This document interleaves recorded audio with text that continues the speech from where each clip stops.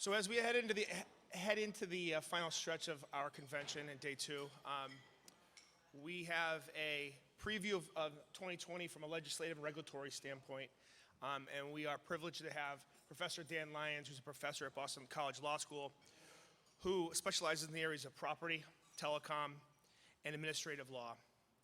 And as you heard me say in the prior session, he's one of the, I would say, preeminent voices when it comes to telecom law in the country. He testifies extensively throughout the United States in the state legislatures, before Congress, and at the FCC. He's a prolific writer on our issues, both issues that our industry confronts and also the tech industry in general, the larger ecosystem. So it's a real pleasure to have him and his lovely wife as well join us. So let's give him a nice warm round of applause.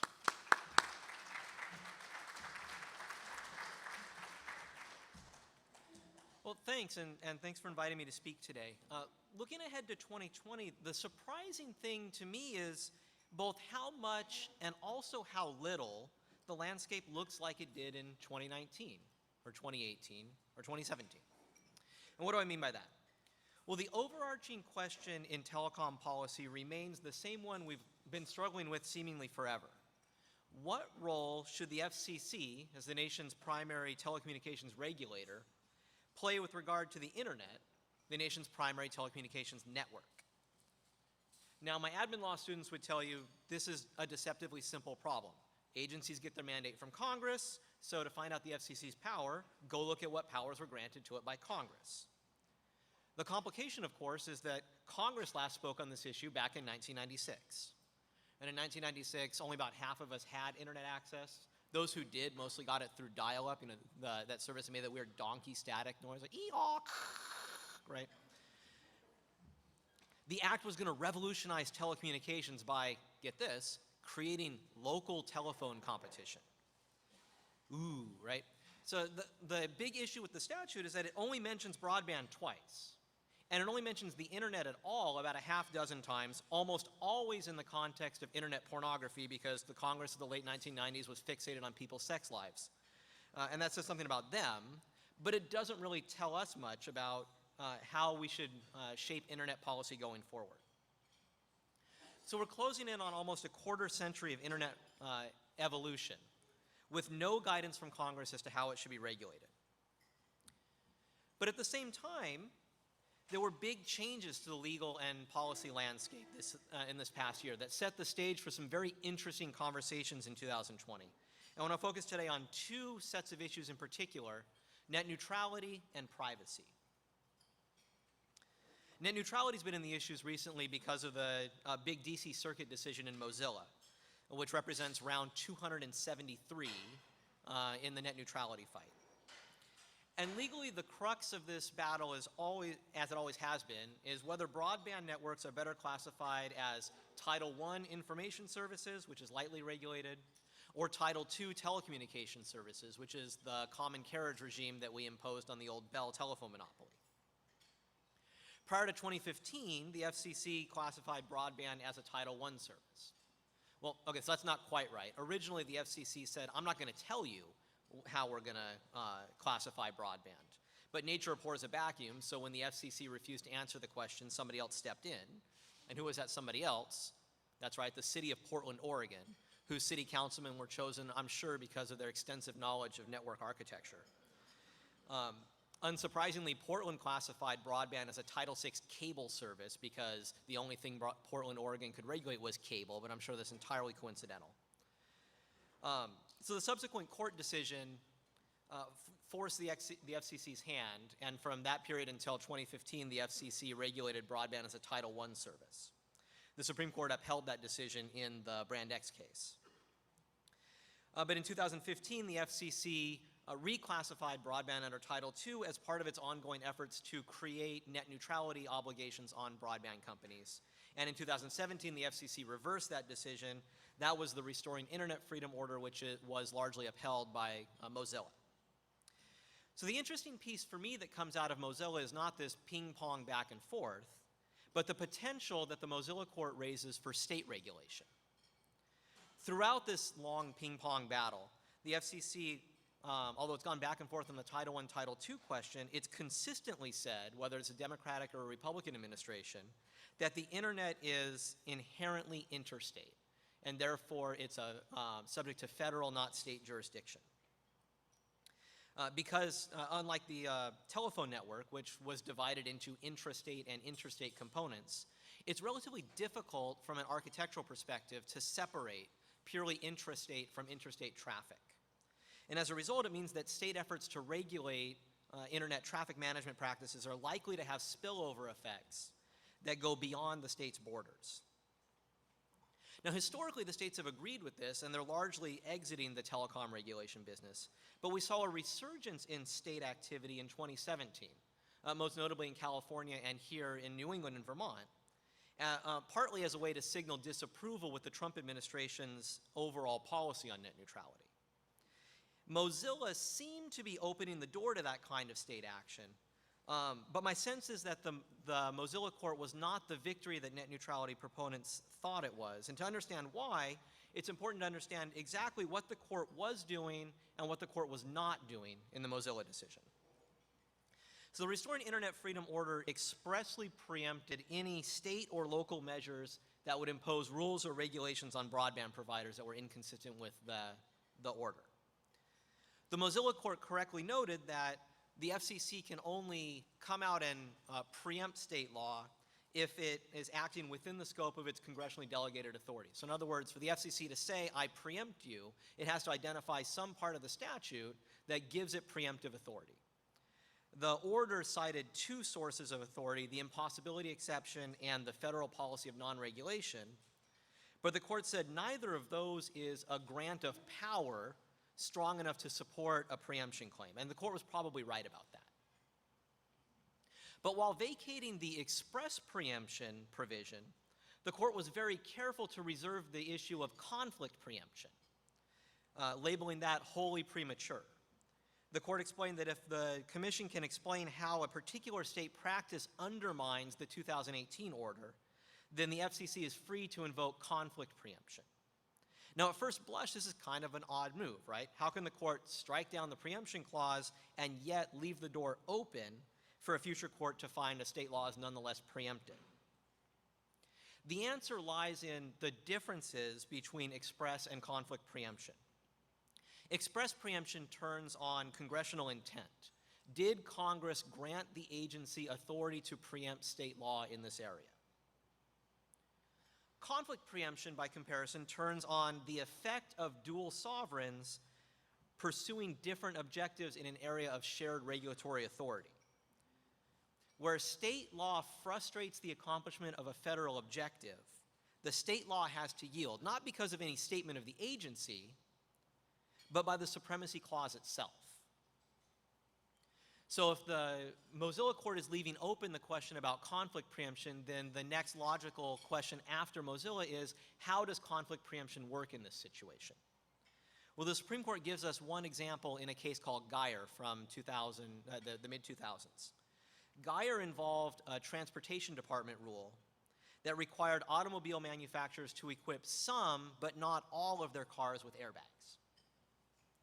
So after being injured by an automobile crash, Geyer sued the automobile manufacturer, arguing that the failure to provide an airbag in his car violated state law, even though it was, the manufacturer was in accordance with the federal rule. The plaintiff was arguing that the federal law was basically setting a minimum as to the number of airbags required, and states could go above that minimum if they chose to do so. But the court found otherwise.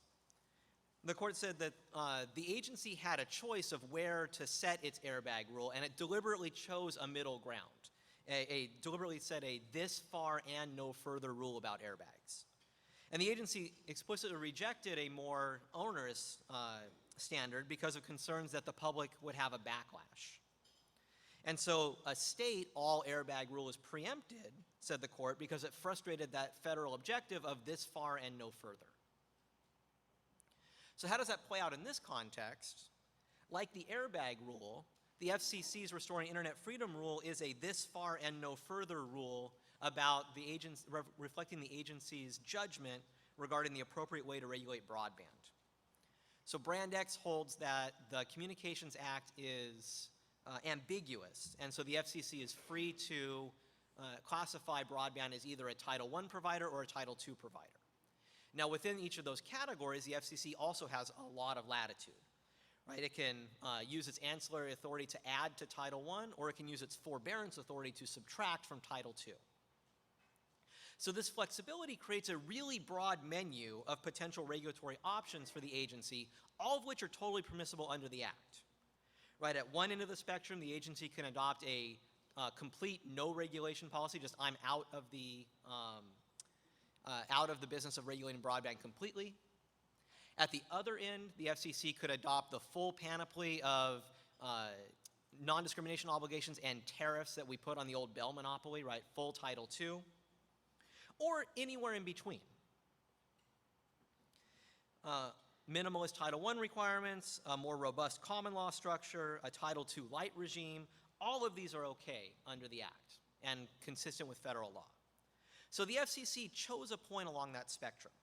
It classified broadband as an information service, and it subjected it to transparency and disclosure obligations, coupled with the enforcement of consumer protection and antitrust laws the same way we see in other areas of the economy.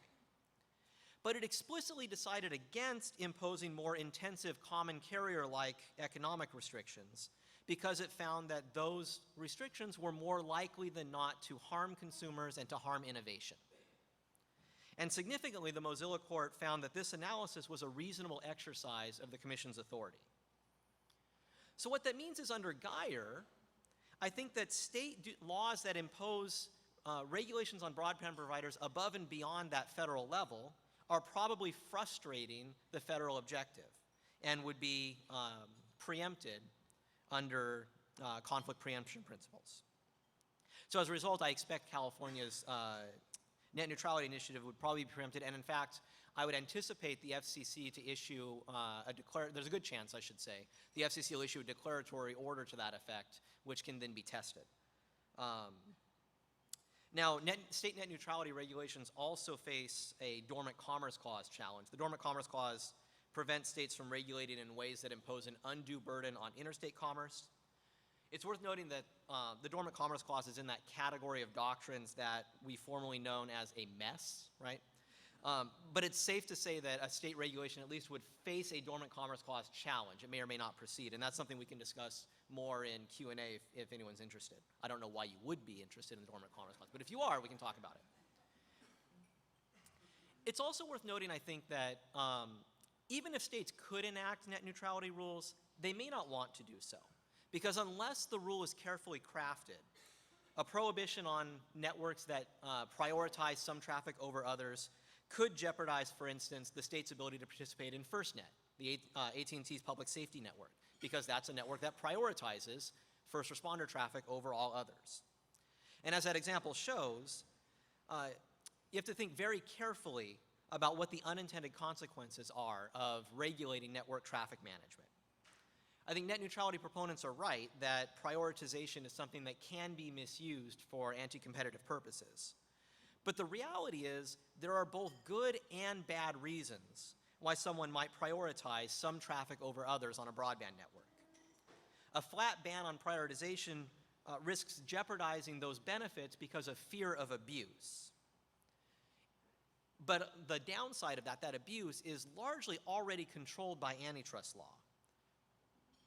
Net neutrality advocates often argue that without a ban on paid prioritization, internet service providers might divide the network into fast and slow lanes, right? Envision this like highway where some people get to pay more to go faster and some are stuck in the slow lane. This is a metaphor, and it's an unfortunate metaphor, because it distorts how the internet actually works. All internet traffic moves at the same speed, the speed at which electrons propagate down the wire. The problem is congestion.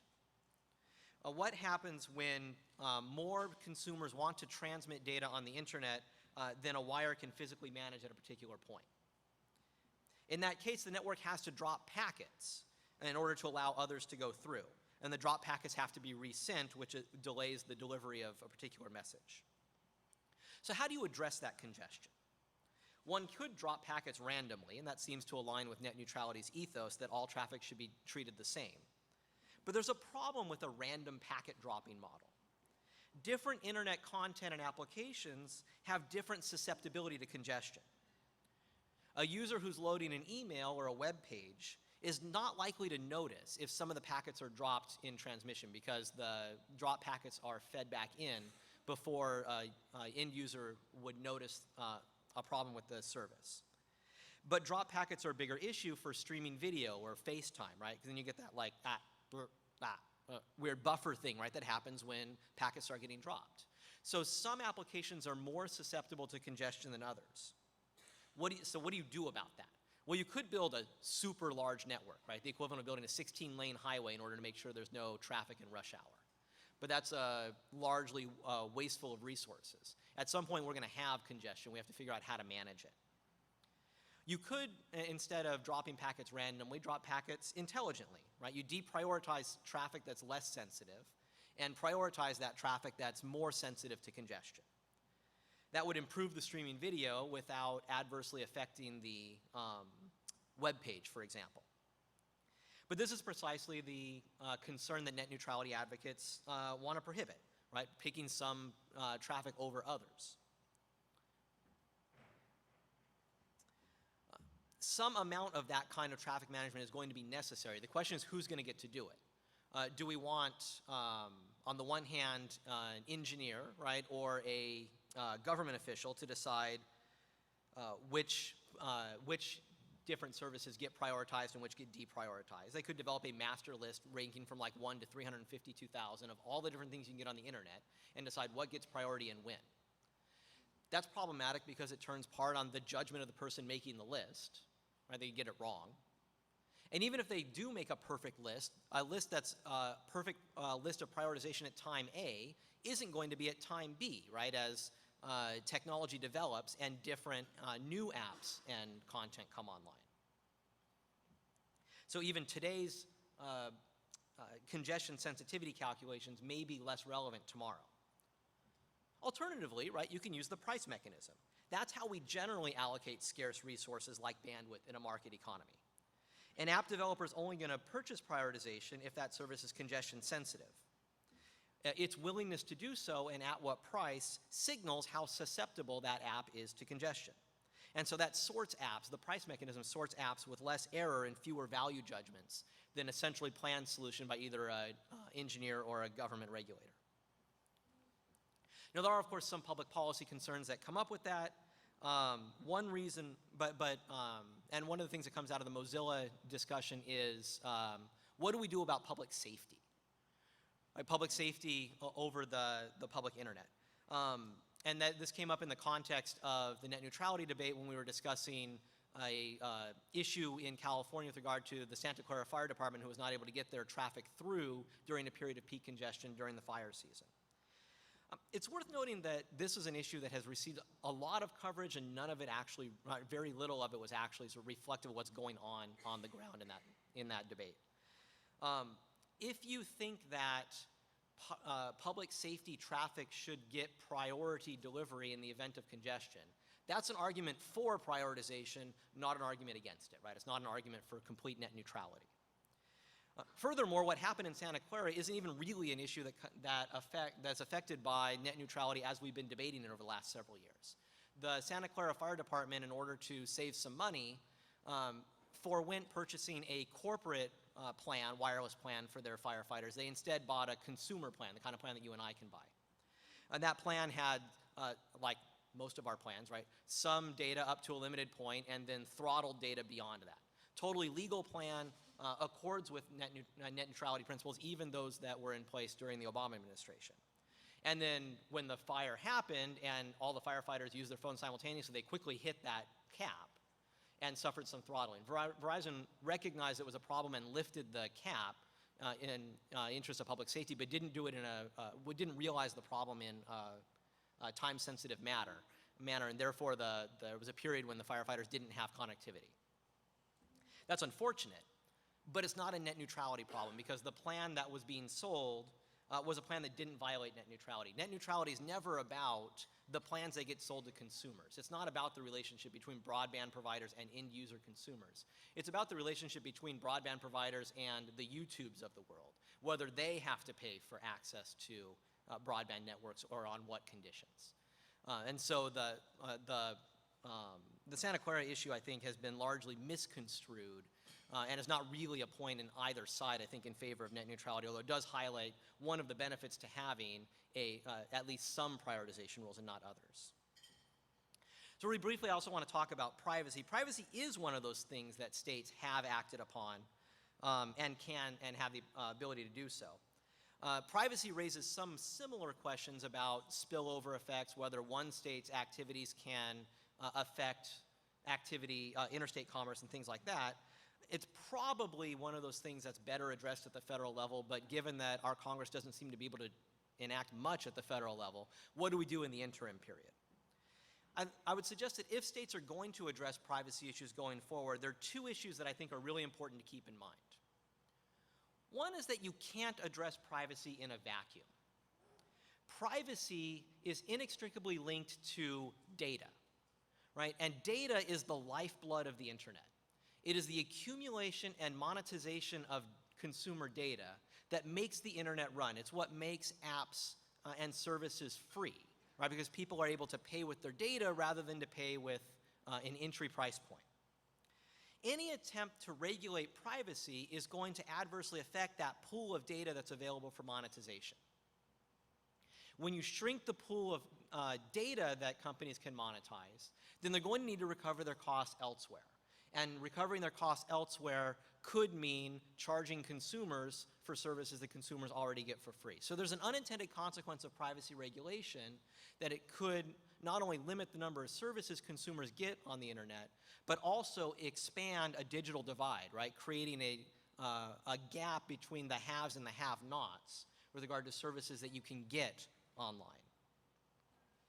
Secondly, I think it's important to consider that whatever privacy rules regulators land on, it's important to be a level playing field. One of the issues that we saw in privacy regulation in the last few years, particularly in the tail end of the Obama administration, was imposing an opt-in system on ISPs when we had an opt-out environment for all other providers. What that meant is that in the market for advertising dollars, ISPs were going to be at a disadvantage. And you think, okay, well, ISPs know a lot about us, so maybe they should have some restrictions on what they can collect and how they can use them. But ISPs don't have as much information as companies like Google or Facebook, which together bring in about 2/3 of all internet advertising. And that's worth pausing and thinking about, right? Think about everything you can do on the internet. All that stuff that is paid for by data monetization, it's free to you because somebody else is paying for it. Of all of that information, 2 out of every $3 running through the internet advertising ecosystem are going to either Google or Facebook. So if I'm trying to figure out a privacy regime and I'm concerned about data management, it's insane, I think, to pick the broadband providers of the world who are entering into this market as the startups and hobble them in their efforts to try to compete against Google and Facebook. So I think whatever rules you decide on, it needs to be a level playing field. Now, once you've decided on a level playing field, the question then becomes, are we leveling up or leveling down? Is it opt-out or opt-in? Either way, you're giving consumers some agency. You're giving consumers the ultimate decision as to whether their data is going to be collected. What you're deciding is, are we going to, what's the default rule? Right? What is going to happen in the event that a consumer decides they don't make a choice one way or the other? I would suggest that the opt-out rule winds up being better because it creates a greater pool of data for monetization and therefore increases the likelihood that consumers won't be charged dollars, but instead can be charged via their data, via their consumer information for the goods and services they receive. The concern about digital divide issues and a shrinking footprint is one that we're starting to see with regard to the GDPR, the European Union's privacy regulation. Last year, the GDPR imposed an opt-in regime on any entity that's doing business in the European Union. And so it led a bunch of several American companies to make sure they were compliant with the EU regulations, even though it's not US law. Companies that had a substantial EU footprint paid the bill. Companies that couldn't afford to change their policies or that had a small EU presence simply decided to exit the European market. They put up geo-blockers to make sure we're just not going to send traffic to Europe rather than risk the cost of violating the GDPR. Now, there are some cynics out there that said that's exactly what the EU wanted, right? The EU is concerned that the internet is largely a playground of American businesses, and so by ratcheting up the privacy protections, it's just a way of creating the equivalent of a digital tariff, right? To make it harder for American goods and services to get into European internets and therefore to create more room for European companies to grow in that space. But I'd posit that's bad for the European consumer because it's limiting the universe of endpoints on the European internet ecosystem, and by creating these companies that are explicitly blocking content from going to Europe. And that's bad for all of us ultimately because the balkanization of the internet undermines what the internet does best, which is communicate information at the speed of light around the world at virtually zero cost. That is the internet's greatest contribution to society, and we need to be very careful when we enact policies that have the unintended consequence of undermining that great strength. So that's all I have. I'm happy to take a couple questions if we have time for them. About the Dormant Commerce Clause or otherwise. Yep.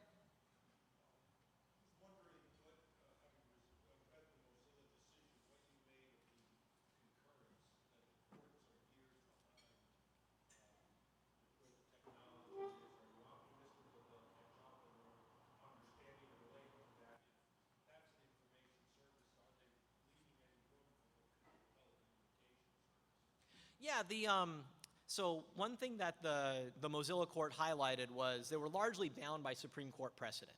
You got the sense when you're reading the Mozilla court that the majority wanted to find against the agency, but found their hands were tied by the Supreme Court. So they're kind of signaling to the Supreme Court, hey, you should rethink this. Despite that, I think the Supreme Court got it right, and I think if asked again, they're going to say the same thing again. The fact that we've gone back and forth on this for 20 years just shows that the statute is ambiguous. And because the statute is ambiguous, administrative law doctrine says that it's up to the agency, our country's experts on telecommunications law, to decide how best to regulate this area. Ultimately, this dialogue between the agency and the courts points to, there are shots across the bow to Congress. Congress is the one who ultimately has to answer this question. And I think no matter where you're at in the net neutrality debate, everyone says the only real step forward for lasting certainty is a congressional revisiting of the Telecommunications Act to decide what the rules of the road should be going forward. Other than, if you don't have that, we're just perpetually going to be hammering square pegs into round holes. Great. Thank you so much, Professor Lyons. My name is John Sudich.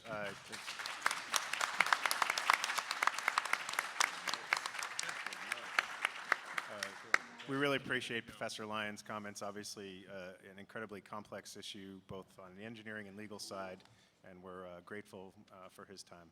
I'm John Sudich. I'm with Comcast State Government Affairs.